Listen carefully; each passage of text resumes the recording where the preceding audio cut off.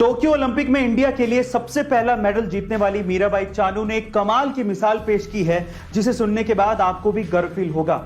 अपने देश के लिए सिल्वर मेडल जीतने के बाद मीराबाई चानू जैसे ही टोक्यो से मणिपुर के अपने पैतृक गांव पहुंची, उन्होंने सबसे पहले उन ट्रक ड्राइवर्स को ढूंढ के अपने घर पे बुलाकर सम्मानित किया, जिन्होंने संघर्ष के दिनों में उनकी मदद की थी।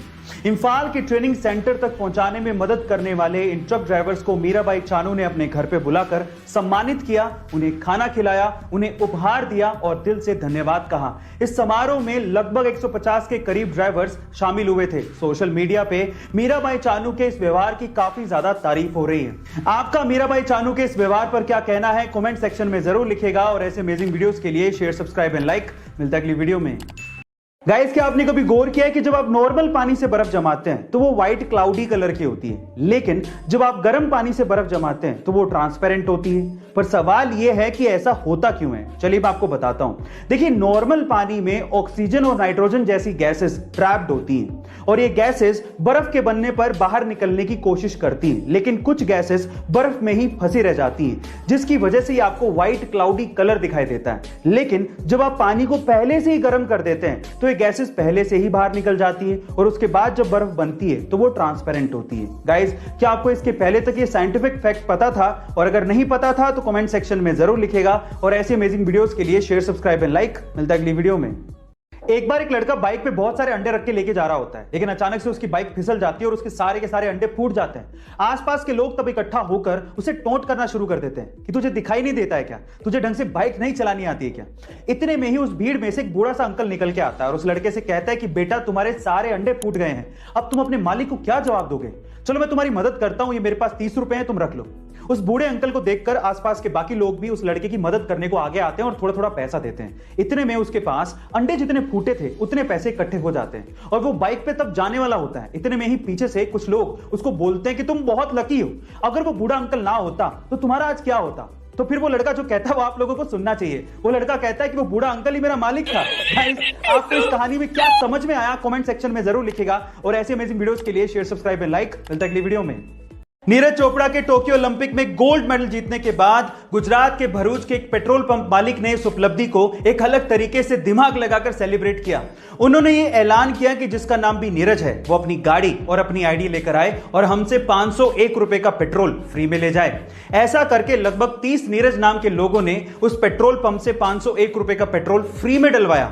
अब आप ये अंदाजा लगा सकते हैं कि लगभग 15,000 रुपए के पेट्रोल को फ्री में देके उस गुजराती भाई ने करोड़ों रुपयों की पब्लिसिटी करवा ली। इसे कहते हैं गुजराती दिमाग। लेकिन गाइस, उनके दिल की भी दाद देनी पड़ेगी।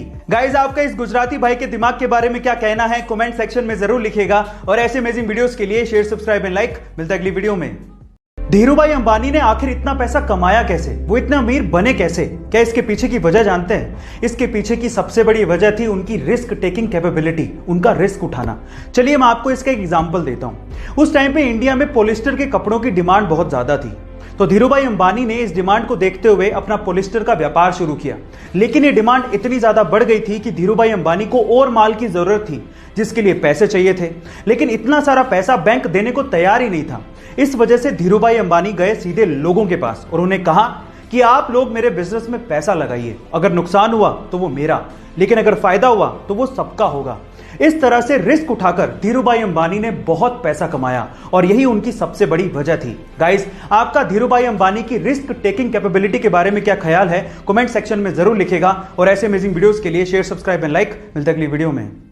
अगर कोई इंसान हद से ज्यादा मोटा है तो उसकी बॉडी में 32% या उससे भी ज्यादा फैट हो सकता है। लेकिन एक आम इंसान, चाहे वो जिम जाता हो या फिर वो एथलीट हो, उसकी बॉडी में तब भी 15 से 25% तक फैट होता ही है।